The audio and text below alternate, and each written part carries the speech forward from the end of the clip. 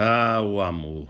Olá, espero que você esteja bem. Nós estamos aqui mais uma vez para darmos continuidade ao estudo de Romanos, hoje o capítulo 13. Mas antes é necessário lembrarmos daquilo que já temos falado aqui insistentemente, que é que você leia a Bíblia toda em um ano. Para isso, nós temos sugerido que você leia a Bíblia 365. Nela você vai ler um capítulo do Antigo Testamento, um capítulo do Novo Testamento, um salmo e um trecho de Provérbios. A gente tem pedido também que você não apenas curta esse vídeo, mas compartilhe também com seus amigos, com seus familiares, com a sua linha de transmissão aí, as suas pessoas amigas aí. Compartilhe para que elas venham ser abençoadas e edificadas através desse breve estudo.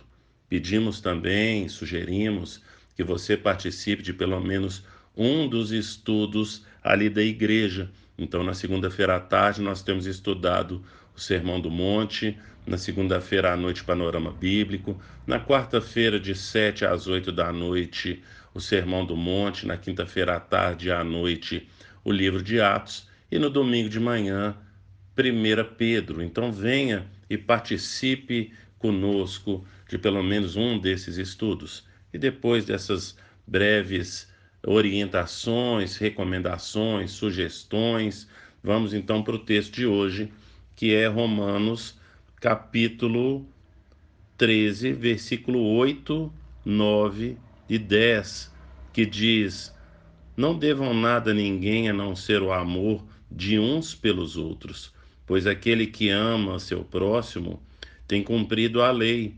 Pois esses mandamentos: não adulterarás, não matarás, não furtarás, não cobiçarás, e qualquer outro mandamento, todos se resumem neste preceito: ame o seu próximo como a si mesmo. O amor não pratica o mal contra o próximo. Portanto, o amor é o cumprimento da lei. A gente vem falando então, a partir agora do capítulo 12, que o apóstolo Paulo ele vai falar a respeito de como que nós colocamos em prática o evangelho que foi explicado ali do capítulo 1 até o capítulo 11 de Romanos. Então ali é a teoria e agora nós entramos então na prática. E para isso, segundo John Stott, do versículo 3 do capítulo 12, do versículo 3 até o versículo 8, é o nosso como que nós nos relacionamos com nós mesmos. Depois do versículo 9 até o versículo 16, como que nós nos relacionamos com o nosso próximo. Depois do versículo 17 até o versículo 21, como que nós nos relacionamos com o inimigo. Depois do capítulo 13, do versículo 1 até o versículo 7, como que nós nos relacionamos com o Estado. E aí agora, então, ele vai falar a respeito do amor, o amor que é a base de tudo. Então, ele vai citar aqui Jesus, que fala, que deixava ali para a gente, então, apenas dois mandamentos: amar a Deus sobre todas as coisas e amar o próximo como a ti mesmo. O que Jesus faz não é trazer, então, um novo mandamento. Não é um novo mandamento, mas uma compreensão correta dos 10 mandamentos. Porque se você fosse perguntar para Jesus: Senhor, como que faz para eu amar a Deus sobre todas as coisas? Então ele iria te responder com os 4 primeiros mandamentos: não terás outros deuses, não farás para ti imagem, nem prestarás culto a ela, não falarás o nome do Senhor em vão, e guarda o sábado. Sábado, no sentido de tirarmos um tempo para nos relacionarmos com Deus. E se você fosse perguntar para o Senhor, e aí o Paulo vai trazer isso aqui, essa resposta aqui no versículo 9: como que eu amo o meu próximo? Então, guardando o sábado, no sentido de que você vai dar a ele um direito de descanso, porque num mundo capitalista e consumista que nós vivemos, Se não houvessem determinadas leis, as pessoas seriam escravas praticamente, tendo que trabalhar todos os dias até conseguir conquistar aquilo então que os senhores gostariam.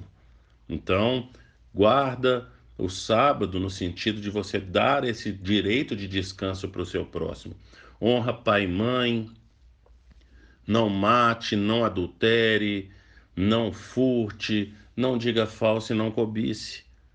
É apenas um resumo dos mandamentos e por isso que o apóstolo Paulo, ele vai falar então no versículo 10 que o amor não pratica o mal contra o próximo. Portanto, o amor é o cumprimento da lei. Martim Lutero, ele tem um livro de oração aonde ali ele vai falar dos 10 mandamentos e tem algo interessante ali nos 10 mandamentos. Ele fala tanto dos 10 mandamentos quanto a oração do Pai Nosso. E ele fala que quando ele olha então ali para os mandamentos, e ele estava falando mais precisamente no sétimo mandamento, ele vai falar então que assim como Deus preserva o cônjuge dele, então preserva também o cônjuge do outro. Então, essa proteção que os mandamentos trazem, tanto para nós quanto para o outro, que é a base, como Paulo vai falar aqui, é o amor, portanto, o amor é o cumprimento da lei. A Bíblia fala que Deus é amor e que quem não ama não conhece a Deus. Então, porque Deus amou o mundo de tal maneira que deu seu Filho unigênito para que todo aquele que nele crê não pereça, mas tenha vida eterna. Então, Deus amou o mundo e deu seu Filho. Nós temos tantos textos da Bíblia, talvez um que virou até uma música, né? Secular aí com um grupo conhecido no passado, que citando ali 1 Coríntios 13, que ainda que eu falasse a língua dos anjos e dos homens, se não houvesse amor, então se não houvesse amor, nós nada seríamos. O amor, então, é o cumprimento da lei. E a gente percebe essa demonstração de amor por parte de Deus Pai, que dá o seu Filho para morrer no nosso lugar, por parte do Filho, que morre ali no nosso lugar. Ele entende o propósito dele e ele morre ali naquela cruz no nosso lugar. A gente tem tanta demonstração de amor da parte de Deus, aonde, como nós falamos no áudio de ontem, no vídeo de ontem, em Romanos capítulo 12, a misericórdia de Deus. A misericórdia que é Deus não nos dar aquilo que nós merecemos. E a graça dele, que é ele nos dar aquilo que nós não merecemos. Quando nós olhamos para João 3,16, que já citamos aqui, a gente percebe então a graça de Deus sobre cada um de nós. Não tem como nós vivermos da mesma forma, como falamos ontem, no formato do padrão desse mundo, experimentando esse amor de Deus. A gente fica constrangido, como o apóstolo Paulo fala, o amor de Deus nos constrange, nós nos sentimos constrangidos por tamanho amor de dar o seu filho e do filho morrer na cruz ali no nosso lugar. Então não tem como nós vivermos da mesma forma. A partir de então, a gente busca então essa vida de santidade, que a gente dá um segundo olhar, como Calvino falou. Num primeiro momento, Lutero falou: o justo viverá pela fé. E aí então ele olha para os mandamentos e vê que não consegue cumprir os mandamentos, mas vem Calvino e fala que a gente precisa dar um segundo olhar para os mandamentos, porque quando a gente olha para os mandamentos, a gente não consegue cumprir esses mandamentos e então vemos Jesus na cruz do Calvário. E se chegarmos para Jesus e perguntarmos para Ele: Senhor, como posso fazer para agradecer tamanha dádiva por mim? Ele vai apontar para os mandamentos e vai falar: cumpra os mandamentos. Nós procuramos cumprir os mandamentos não por causa da nossa salvação, porque o sacrifício de Jesus, como falamos tantas vezes aqui nesses áudios, o sacrifício de Jesus é suficiente para nos salvar. Mas nós damos uma segunda olhada então para os mandamentos, que quando buscamos cumpri-los, para que a gente venha ser santo, é a demonstração da nossa gratidão por Jesus, pelo que ele fez por nós na cruz do Calvário. Então, busque essa santidade, porque sem santidade ninguém verá o Senhor.